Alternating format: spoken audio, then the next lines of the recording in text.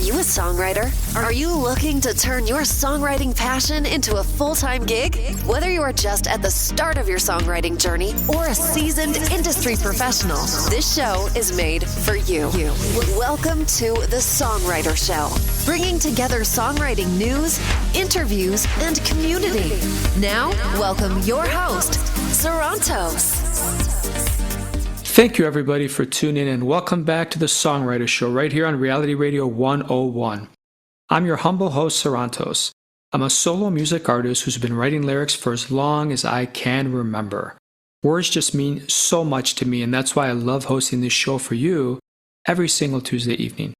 I believe in my heart that every song is a story. Tonight, I'm so excited to have on the show Roger Vines. Roger is a singer-songwriter from Rockford, Alabama, and served as co-coordinator for the Silica chapter of the NSAI, Nashville Songwriters Association, for several years. He writes mostly country, folk, and what he calls country comedy songs. And now, welcome this week's special guest. Welcome to the show, Roger. How are you, man? Hey, great, Sarantos. Good to be on the show. So I love your genre, man. Country comedy songs. I grew up with Weird Al Yankovic, and I kind of write a bunch of comedic, dumb kind of things. Yours are actually pretty cool, some of them, man. Oh, cool. Yeah. I love Weird Al Yankovic, and I grew up listening to Jim Stafford and folks like that. I love stuff with a little bit of humor to it. Well, you know, it's funny. Sometimes it doesn't land. Like, I put out a song like 2 months ago, and it was called Hate to See You Happy, and it was the first song out of a musical I wrote. But it obviously was very comedic, and some people are just like, I don't get it, or this is stupid, or this is, and you're just like, all right, well, on to the next one, you know, like, what can you do? Yeah, I understand. That's one thing with comedy. You never know. You try to, things that are comical in your mind may fly right over somebody's head. But it's interesting because I've got some songs out, and one of the most requested songs that I get is one of my comical songs, which was one called Walmart Woman. And so, I have not heard that one. I can imagine what that's about. I'm going to have to go look that up after the show. Yeah, it's a tongue-in-cheek kind of funny song about meeting a girl at Walmart, because you can find anything at Walmart. Yeah, for sure. Okay. So how did you get started comedic? Like, how did you get started, and how did you evolve to where you are today? Well, I started back, I guess, in high school, started writing some songs and doing a few things, but I didn't really write a lot of them, but I did some, and I liked what the process was. I liked writing. I didn't know what to do with them after I wrote them, except to play for some friends. And then got a job, finished college, and went down and got a job, and worked for 30 years. And then after that, actually during that time period, I guess, I started working with some friends around here that were songwriters, and we started up a chapter of the NSAI, which is the Nashville Songwriters Association International, which is a great place to learn about songwriting and meet other songwriters. So once we had a chapter going, then we had to meet. We were meeting like once a month, so we would bring a new song every meeting. So that kind of spurred me on to keep writing on a regular basis. And so I just love a lot of variety in music, and so I've just really enjoyed meeting songwriters and learning about the songwriting craft. And tell us a little bit about any instruments you play. Well, mostly I just play the guitar and acoustic guitar. That's one thing I wished I had done. I wished I had learned to play the piano, way back when I was a kid, because you learn so much about the mechanics and reading music and, the structure of things, but that I missed along the way. But I guess I cut my teeth on John Denver songs, and found out I really loved his music. And so that inspired me to write songs that were, well, I know I can't write like him, because I don't think anybody can, but it inspired me to try to write whatever I could find to, come out of my mind. I was going to ask you about any famous musicians you admire, so other than John, anyone else? Yeah, John Denver was, like I say, was probably my biggest person I was a fan of, but I also love Neil Diamond music. I love Chet Atkins. I love Jerry Reed. Just a lot of country, a lot of the older country stuff, particularly stuff that's got a story to it. I love story songs that kind of have a moral or a twist to it, or something that'll kind of catch your attention. How do you balance music with your other obligations that you have in your life? It's pretty easy now, because back when when I finished high school, I went to Auburn University and majored in agriculture. And so when I got out, I got a job with the Alabama Cooperative Extension System, which is a county agricultural agent. So I spent a lot of time working one-on-one with our landowners here in the county, from everything from raising cattle to raising catfish to pruning fruit trees to forestry, wildlife, a little bit of everything. So I met a lot of farm people and heard a lot of farm stories and things like that.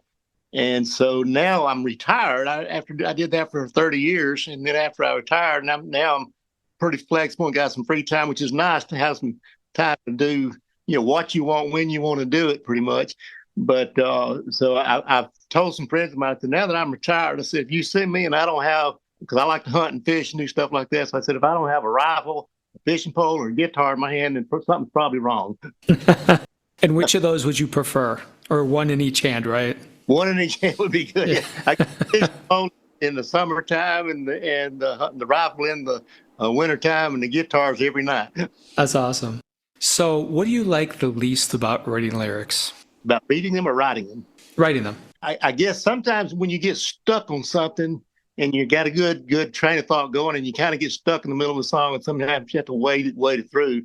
But I love lyrics. That's one thing I think is probably one of my strongest suits is coming up with some lyrics that are unique, and particularly in some of my more funny novelty songs that are kind of fun to do. So, lyrics to me is what really carries it. I love the melodies and things, of course, especially. That's not my real strength. My melodies are not tremendous, but I think my lyrics are pretty clever a lot of times, and so that kind of yields the type of stuff that I like to do. Yeah, well. Nobody asks us, but to each of us, we think we're the most hilarious person we know, right? That's right. Yeah. That's one thing I tell you. You can go out and because I play out a fair amount, play out at some restaurants and festivals and things, and I love to take a new song and just try it out and see what kind of response I get. The ones that stick out, the ones that get the best response, that's the ones I tend to play the most. And so you kind of build a repertoire of the ones that do seem to hit home, and that's kind of the ones you keep them closest to you. Oh, yeah, for sure. That totally makes sense. What is the one thing that you haven't accomplished yet that you want to accomplish? Well, I guess I'd love to one day hear one of my songs when I'm driving down the road, not doing anything except playing the radio, hear one just pop up, that somebody somewhere liked enough to cut it and either put it on their album or whatever and put it on the radio. And I hadn't got there yet. I've had a couple songs that were picked up by a publisher and got single song contracts on them, but I haven't really, hit that one out of the park that be picked up by anybody semi-major. I played a couple next to some people that were pretty major, but I hadn't had one of my own out there quite yet. And what do you prefer? Do you prefer you get the hit, or do you prefer that someone else cuts the hit that you wrote? I would prefer the other person get the hit because I'd rather have them out there on the road, running around, playing it everywhere. That's right. Let them do all the work, right? And you just get your percent. Exactly. And I mean, the reward would be the money if you made some money off of it, which would be, wonderful. But to me, the real reward would be just to hear it be accepted and used in some fashion like that, where you can see that you're reaching out to more people than just your core group around your family and people you see on a regular basis, You're right. I think the people that have this never-ending love and passion, you hit on the head. I could care less about money. I just want it to be heard. Like seeing your song somewhere or hearing it in a Marvel movie or just somewhere like significant would be such a big sense of joy. Oh, absolutely. That's me. Like I say, I'm retired now, so I'm, more money's always nice, but that's not what I'm after. I'm doing mostly just for the joy of playing out and coming up with new songs, and so I've released 3 CDs that have about 15 songs in each one, so that's about 45 songs I've recorded and put out there. And I'm about to release my 4th one. And so that's kind of rewarding too. One thing I like about music particularly is like when you finally get a song that you really like and you recorded it and you say, hey, I think this one's good enough to put some money in and get it recorded and put it in a format that can last, is thinking about this is something that could possibly outlast me. In other words, most things you do in life, they kind of disappear, but, a song can outlive you and see people be playing it a few years from now, Yeah, no, I totally get it. How do you figure out if a song that you wrote is going to see the light of day? I guess I just put myself with the judge of that. I say, if I really love the song and I enjoy playing it, and it's fun to play, and then I'll play it if I enjoy it, and hopefully other people will too. Do you recommend any education for certain people that want to get into this? Yeah, a lot of the education you get is from other songwriters and just being around the songwriting people and organizations. Like I say, when I was in the NSAI, the Nashville Songwriters Association, I went to workshops and heard different people, talk on songwriting and met some really neat people through that process. And I tell you one real quick little story. I went up there one time and had this. They said we've got a guest today. We want to come in and have him play a song for y'all. So this guy comes walking in and he's got like these striped breeches and he had purple hair, looked like spiked up, and he looked so unusual. I said, this must be kind of a comedy routine. And then the guy got up there and he said, I'm gonna play a song I wrote for y'all. And the song he wrote was "Eye of the Tiger." No. Oh my God, that's number one on my playlist. That's the most listened to song I have ever had on my Apple iTunes music account. It was so awesome. I mean, to hear him in person singing the song he wrote that everybody knows, but he's behind the scenes. He's the one that wrote it, but you don't see him. But it was awesome. That's wild. Who was it? What was the name? I should remember his name. I don't remember his name. I always assumed it was Survivor. I never even actually looked at who wrote the song. Yeah. But wow, that's awesome. Wow, that's really cool. It was. So that's one of the things, you never know what you're going to run into, who you might hear. And, for example, I went up to a songwriter festival up in Tennessee several years ago, and they were putting us in different rounds, playing with different people. And they knew I wrote some songs that had some comedy and some humor to it. And so they put me on a stage with Randy Brooks. I don't know if you know Randy Brooks' name, but he's the fellow that wrote "Grandma Got Run Over by a Reindeer." Oh, I love that. That's so funny. I love that song. Too. So we went back and forth, just had a ball. I tell you, it was so much fun. Yeah, our conversations made me feel really little, like I haven't accomplished anything. But hey, I'm going to keep dreaming just like you. Oh, absolutely. And you get to play different places. I've played, I played at church, and I've played at festivals, and I've played at backyard parties, and just different things. And so as long as people are enjoying what I'm doing and I'm enjoying doing it, that's a tremendous reward in just itself. Yeah, for sure. Tell us about the song we're going to hear. What inspired it? All right. The song we're going to hear it's called "The Corner of Our Town." And the gist of the song is, you never know where a song idea is going to come from, or, what will spark an interest. But there's a community near where we live that I used to drive through. And there was a particular corner you'd come to, and there's this great big old huge oak tree there. And it was probably a 200-year-old oak tree. And but everybody knew that particular tree, and they'd come by, and if they had something for sale, or looking for a job, or a dog that was lost, or whatever, they nailed posters to that tree. And all these little for sale signs, or lost and found, or whatever, went on that tree. And so one day I went by, and a storm had been the night before, and a storm had blown over that great big old tree, and it was laying on the ground. And so I thought, well, man, that's quite a thing to lose, a landmark like that everybody knows. And so anyway, I said, there's got to be a song in this. So I started spurring on the thought of it. So I kind of did a Paul Harvey version and wrote the rest of the story, and kind of took a little writer's liberty with it. But it's called "The Corner of Our Town." It's a song basically about a tree. So that's kind of what it is. Awesome. All right. Check this out, everybody. Here we go.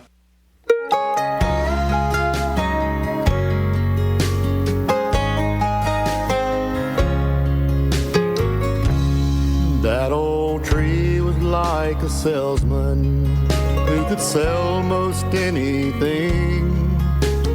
Cars and boats and houses, sweet corn in the spring.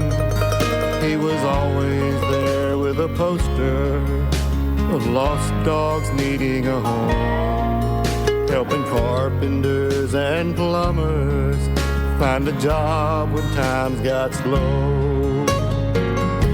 Yeah, that big oak on the corner was a landmark in our town, covered in nails and scars from the years of lost and found.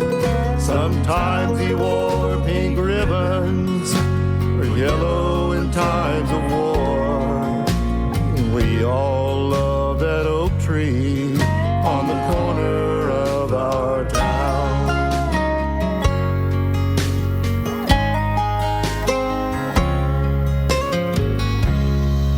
One spring, as I recall, everything seemed to change. There was news about a missing girl and a mother filled with pain. The posters went up everywhere with her picture and her name. And the oak tree was a place we'd go to lay flowers and to pray. Yeah, that big oak on the corner was a landmark in our town, covered in nails and scars from the years of lost and found. Sometimes he wore pink ribbons or yellow in times of war. We all love that oak tree on the corner of our town. I drove by there one morning after a stormy night, found the old oak on the ground, her faded picture was by his side. Yeah, that big oak on the corner was a landmark in our town, but nothing stands forever, and we sure miss him now. They say it was the nails and scars that slowly brought him down, but I think what finally broke his heart was the girl they never found. So they planted a weeping willow on the corner of our town.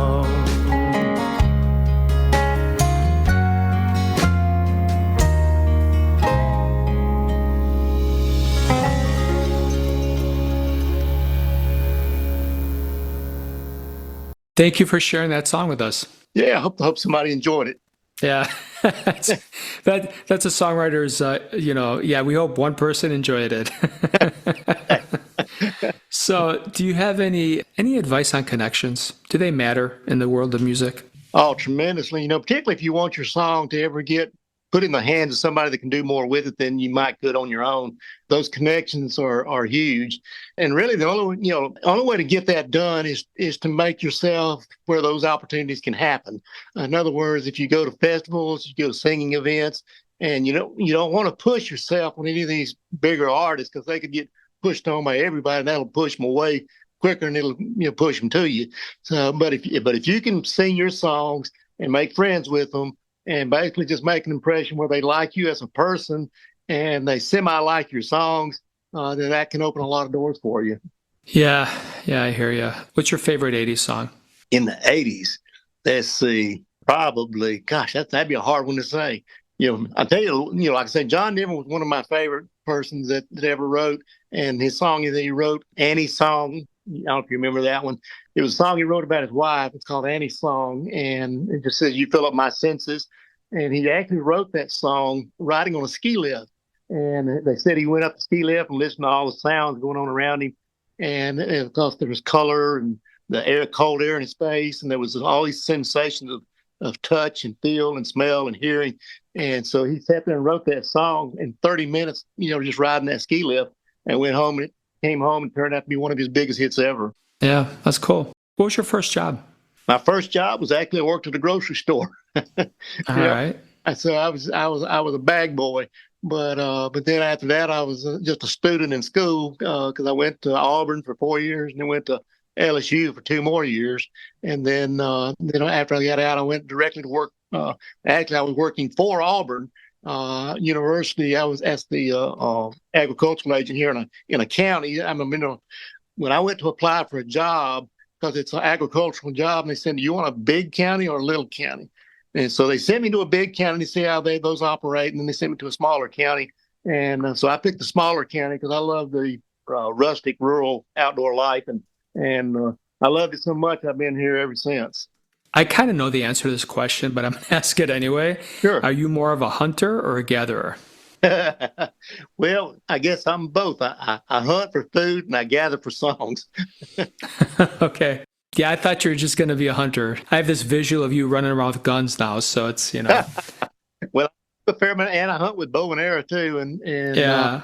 and so I've been out west, Colorado and Idaho, and hunted out there too, and that's just beautiful country to be out in. Oh, for sure. All right, let's put you on the other end. If you could be any animal in the world, what animal would you be and why? Wow, I tell you what, probably a mountain lion. I just think they're so gracious, so spectacular to see them. They're so stealthy and quiet and powerful. And I had a little episode happen to me. I was in Idaho hunting elk, and I was using a cow call to try to entice a big bull elk to come in. And my buddy was out in front of me, and the caller sits back behind, so the elk doesn't see the shooter out front. So I'm sitting there cow calling, and I hear something behind me, and I stood up, and there was a mountain lion stalking me. And I was in camouflage, and he couldn't see me, but he could hear that cow calling, so he thought there was a cow elk in there. So here he was. So we both turned around. We were both hunting elk, turns out. We were surprised each other. All right. Tell us where people can find you, where they can buy your stuff, stream it before we let you go here. Yeah, sure. If you just go on Google and you type in, let me ask you this: Are you familiar with kudzu? Do y'all have that up your way? You may be too far north. I've vaguely heard of it, but I can't tell you off the top of my head. I know exactly what it is. Kudzu is a vine that was imported years ago down here in the South as a way to control soil erosion. And because it's a vine, I think it came from China, but it just grows like crazy and spreads out and covers the ground. And so now down south, it's a common joke to say if you stand still very long, the kudzu will cover you up. And so, because it grows so fast. And so anyway, my last name is Vines. And so I called my music kudzu country, kudzu with a K and country with a K. So KUDZU, then KOUNTRY, kudzu country. And because, my last name is Vines, so it kind of went along with kudzu. And so I tell people, if you don't like my music, just listen a little bit and it may grow on you. All right, man. I've got 3 albums out, and all of them go along that theme. Like I've got a kudzu country, a kudzu corner, and a kudzu comedy. All of those are country, corner, and comedy.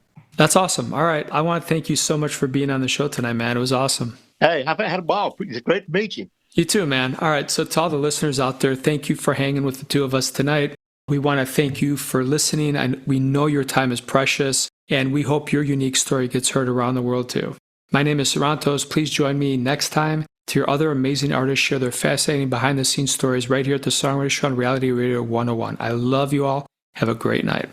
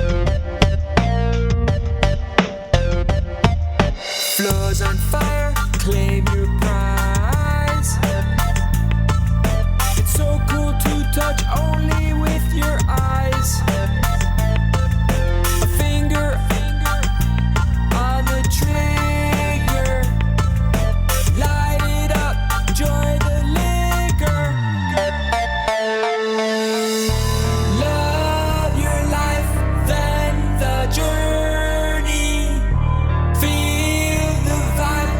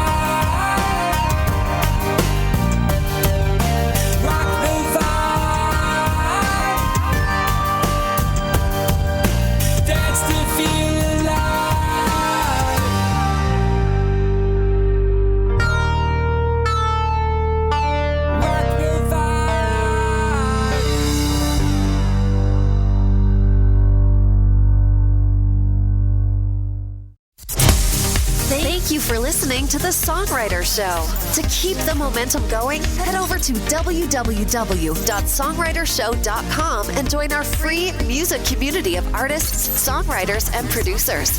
That's www.songwritershow.com.